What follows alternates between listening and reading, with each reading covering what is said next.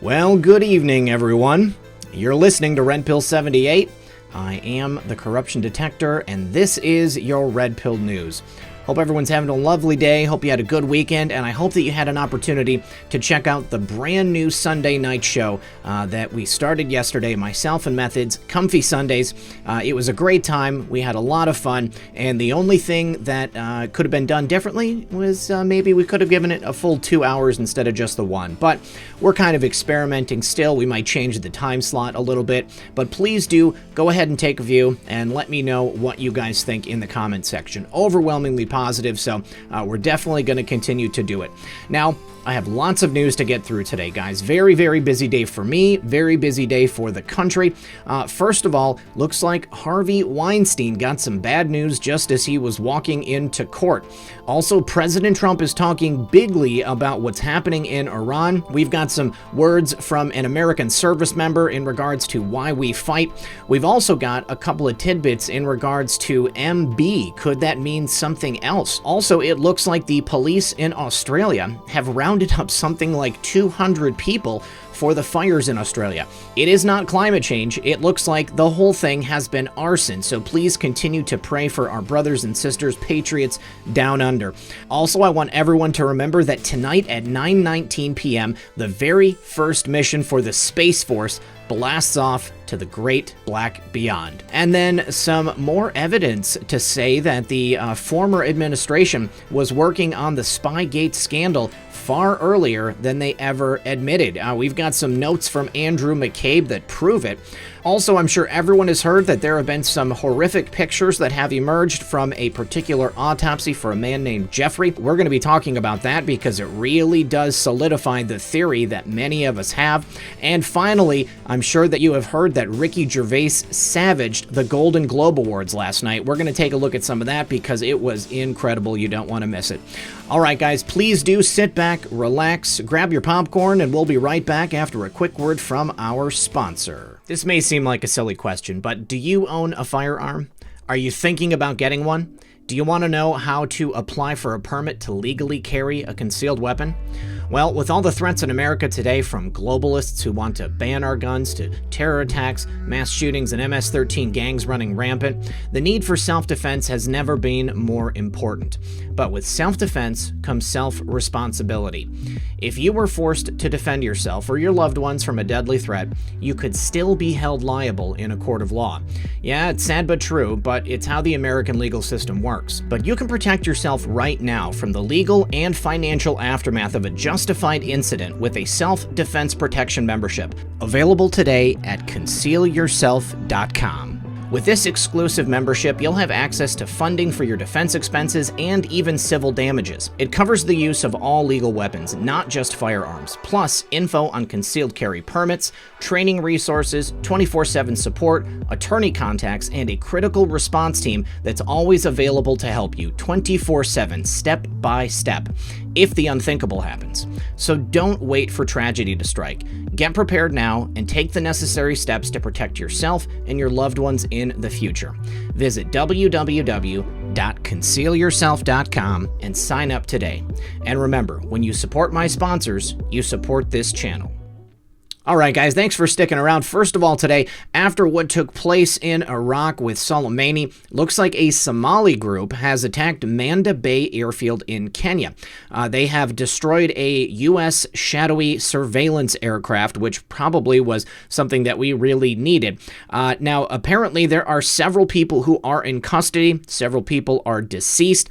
The group itself posted 17 photographs showing their militants allegedly burning the aircraft inside the base. But what I really want to draw your attention to is that the airfield in Kenya is named Manda Bay, MB. Let's take a look at post number 947. Now, this post was named Iran is Next Target Marker. And if you see here, it begins Iran Next, and then RT, which we believe is Rex Tillerson, days after, and then Kenya. No coincidences, track important MB. Boom. Now, this is listed on qmap.pub as Muslim Brotherhood, but we also may be getting a second message here. MB could have meant Manda Bay. This is my theory, putting it out there from a viewer who sent me the information about the name of the base, but it is something that I think is very compelling. We should go ahead and think about this because we have had dual meanings with these abbreviations in the past. What do you guys think? Let me know in the comments below. Now, I'm talking about this in terms of the previous post about Operation Looking Glass, or Project Looking Glass, rather. If we were told back then that Iran was next, and then days after something would be taking place in Kenya and the initials MB, this kind of, in my opinion, lines up with the idea that the team and POTUS is looking at things ahead of time, that they are getting this information prior to when it's taking place, because once again, that is the entire point of Project Looking Glass, being able to look forward to see back, so that they can get the future information before it even happens. Now, there is something really strange that took place last night on an episode of NCIS. We're going to take a look at that next. Now, I'm sad to say I was unable to get the clip, but I was told by a viewer that last night on NCIS, the Project Looking Glass was actually mentioned in the episode. Now, I had one of my favorite researchers, Methods, who is great at getting clips, go through the whole episode, and unfortunately, he said he did not see it. Now, does that mean that they removed it, or does that mean that it wasn't there? I don't know. That's why I'm actually talking about it, is because I want people out there in the audience who were able to see the episode when it aired last night to tell me, did you see what another viewer told us about, that Project Looking Glass was mentioned? I thought that that was very strange when you put it together with everything. Now, we know that the mainstream media, Hollywood, they have a tendency to put things from popular culture, like in our movement, into the episodes of their programming, so that when we search for it on particular search engines, we're unable to get to the information that we actually want, but it will bring up information about their programming, and therefore a monkey wrench gets thrown into our ability to dig. However, I know that there are very many talented Anons out there, perhaps some who even got an actual recording of it last night and can verify to me whether or not it was in there. If it is, pretty interesting, especially when you talk about how much this has been mentioned very recently. Now, of course, I just want Ed to remind everyone that it was post 3585 here where it says Project Looking Glass going forward in order to look back.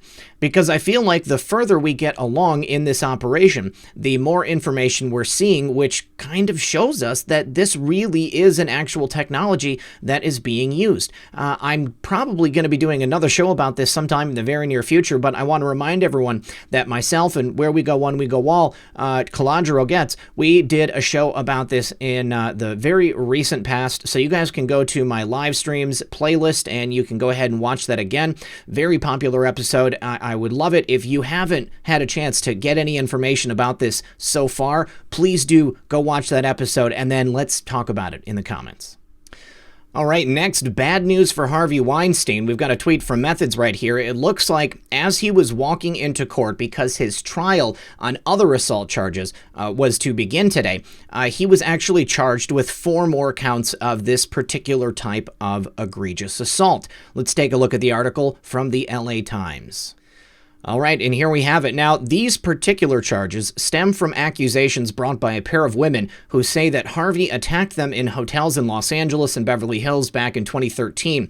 And LA District Attorney Jackie Lacey said during a downtown news conference this morning that they believe the evidence will show that the defendant used his power and influence to gain access to his victims and then commit the crimes against them. She also said, "I want to commend the victims who have come forward and bravely recounted what happened to them." Now, Harvey has repeatedly denied any wrongdoing. His defense attorney in the New York case declined to comment on the LA case, and his lawyers in Southern California could not immediately be reached for comment.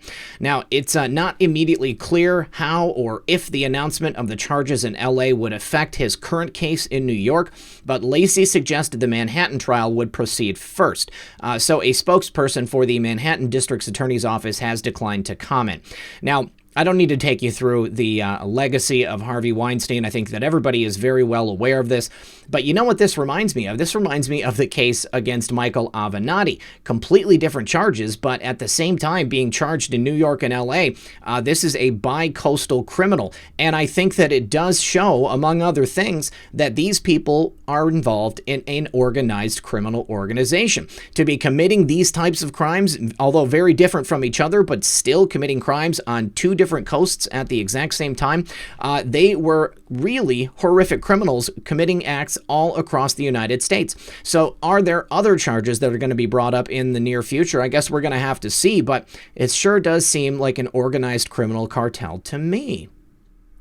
First of all, thank you to Cyber for sending this over to me. Now, a lot of people have been speaking out on Twitter, people that are celebrities, just average, everyday people on the left, saying President Trump, what he's done in Iraq and the response to Soleimani and his brutality has been unprecedented. Well, I just want to remind everybody that the last administration dropped almost 30,000 bombs a year on people in other countries. So what we have here is a statement from a service member, somebody who is talking about why we would react in the way we have.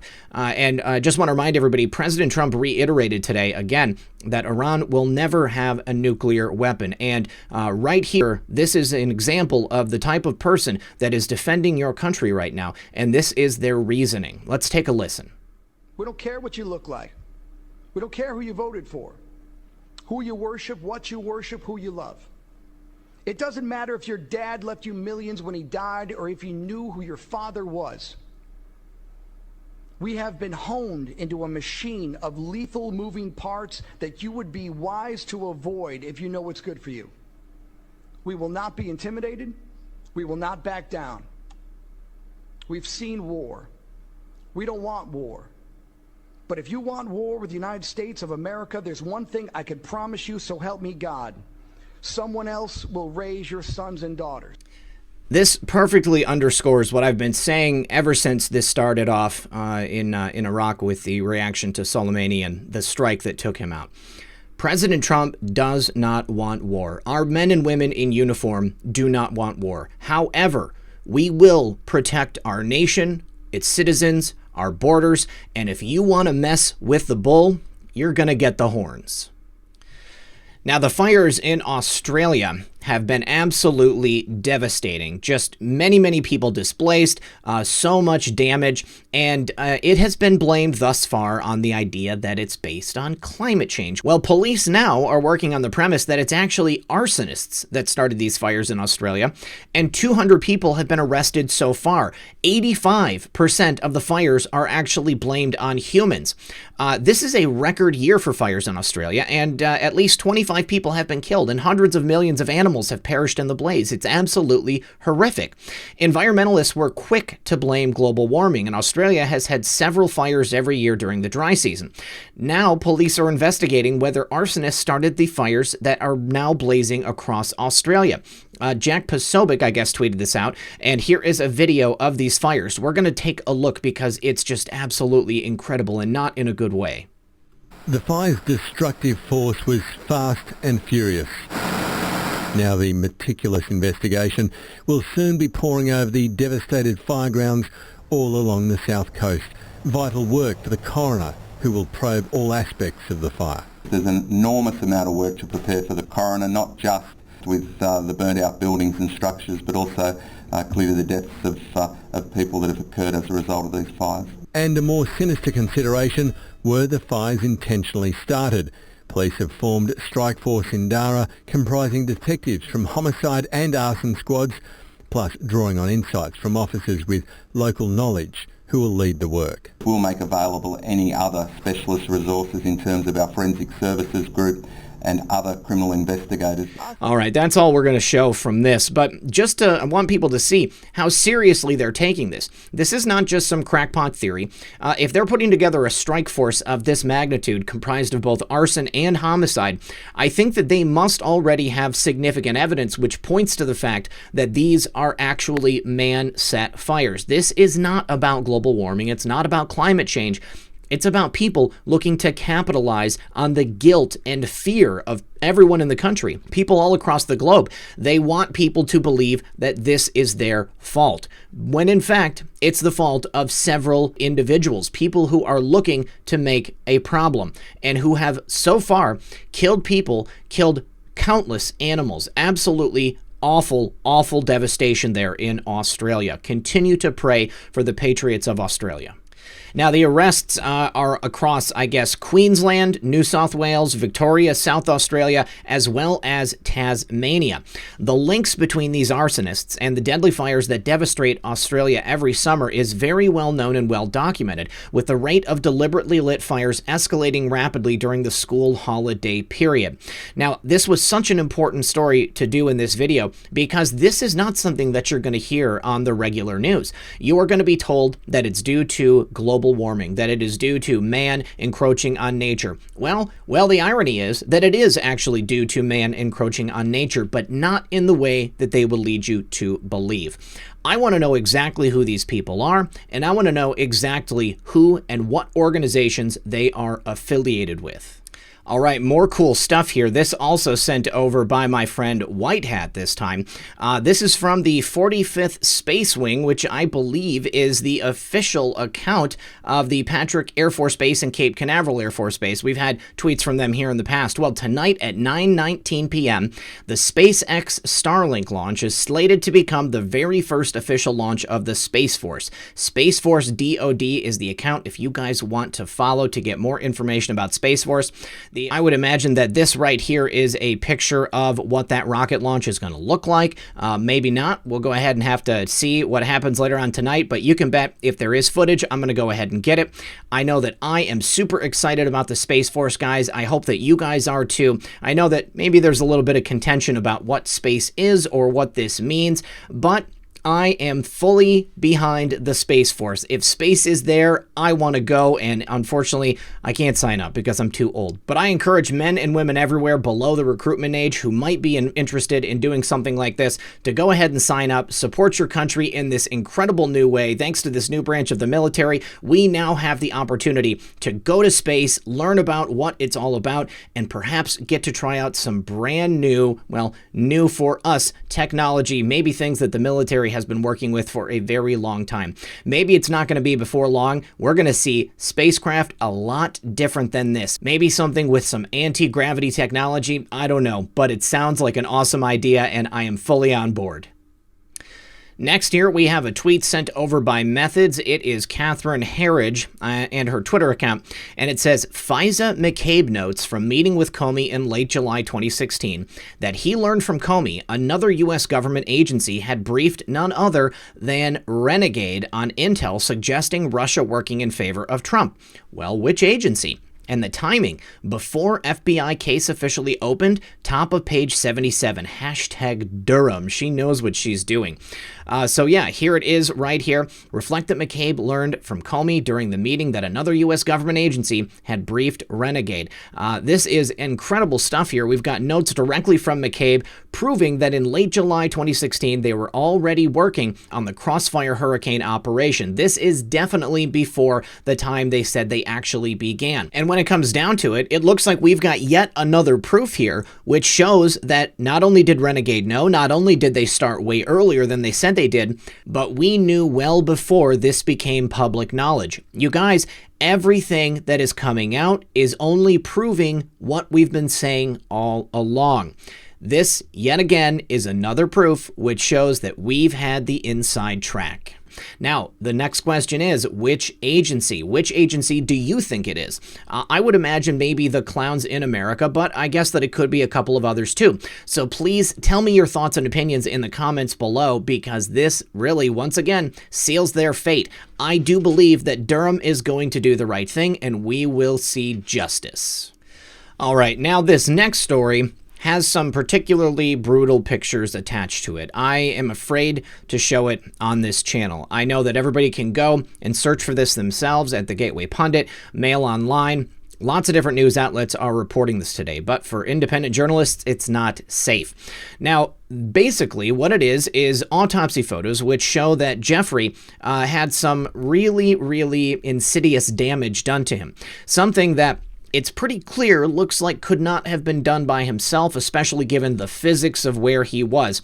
Dr. Michael Baden has come to the exact same conclusion that he came to before, only now he feels even more confident about it. And the Gateway Pundit themselves are even getting in on the craze. J.E. didn't kill himself. Now, that's a meme that's exploded on the internet, and obviously we know why. There's very good reason for it. But CBS News on Sunday released these explosive new photos, and they show that Jeffrey's cell was ransacked. It was full of all kinds of things. Looks like the strips of the sheet that was tied off into the implement was actually cut with perhaps a pair of dull scissors. And there was also an extension cord on the floor. Like, is that something they generally let somebody have in their cell like that? Well, on Monday, today, Michael Baden said that the photos showing these injuries to his neck convince him that the findings are more indicative of homicide than suicide. He says, I think there's a lot of information that still hasn't been revealed that is essential in order to arrive at a conclusion, whether this is a suicide or homicide. Baden said the pathologist, of course, remember, was hired by Jeffrey's brother to investigate the death. And he says, I think the closing out of the case as a self-deletion so quickly was premature. So definitely, guys, go ahead and take a look at these photos, because I do believe you will come to the exact same conclusion. I'm also interested to know what you think about the face. Does that look to you like the person they say it is? After seeing those photos, it does look to me to be that person. But then again, photos can be retouched. So I would like to know what everybody here watching this thinks, because it does seem to be a fishy situation. And remember, the removal of that body was the destruction of a crime scene. That should never have happened. EMS was not supposed to move his body, and I do believe that EMS would have realized that they should not have moved that body. They're supposed to have a whole forensic workup kit so that they can provide evidence on the clothing and see how long that individual was no longer with us. But it says here they can tell from the ligature mark that there was a tight ligature around his neck for many hours and the front of the neck before he was found. So he was dead for a long time. But we could be more specific about that if someone tests out the stiffness of the body, etc. at the scene. A lot was lost when they removed that body. And I would suggest here, guys, that that was done by design, of course.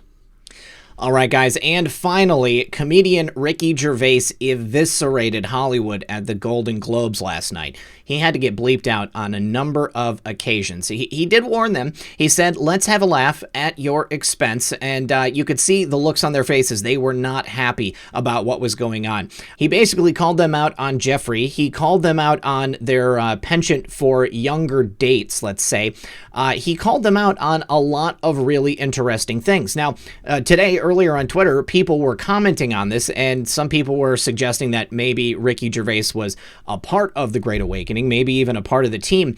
But I would say that he is definitely not a direct part. However, if you want to get kind of nebulous about it, you can say that I think it's very possible that Ricky was influenced by the Great Awakening, and therefore, in that respect, he is a part of it, because maybe it was everything that's happened over the last couple of years that allowed him the courage to go before the Golden Globes and all of these people in Hollywood and say the truth, actually put this stuff out there on display. Now, I'm unable to play the clip as a result of getting a copy strike, but I know that you guys can watch it anywhere that you want to. He called out Apple, he called out Amazon, he called out sweatshops. He really went straight against the wall. He did not pull any punches. So definitely, guys, go and watch the clip. It is everywhere on the internet. You're gonna thank me. All right, guys, as I look around every day at the news, at the information coming out, at the awakening that we have been a part of for so long and that many, many more people are now joining, I am so filled with hope. I know that we are winning, and I know that in the end, everything is going to be okay. And that is just a small thing that I want to pass on to everyone when I make these videos on a daily basis. I know sometimes it gets heavy. I know sometimes it's difficult to have fun with it, but every time I get the opportunity to, that is what I want to bring to you guys. I want to bring some lightness and some fun to your day, and I want you to get the real news. And I'm so grateful to each and every one of you for allowing me to be a part of your day. All right, guys, that's all I have for you today. I want to thank everyone for joining me. As always, this has been Red Pill 78. I am the Corruption Detector, and this was your Red Pill News. Good luck, everyone, and God bless. Hey guys, it's Red Pill. Just one more thing. I just want to say thank you so much to everyone who has taken the time to support this channel. If you'd like to see some ways that you can support the channel, you can always check the show notes in the pinned comment of this video below.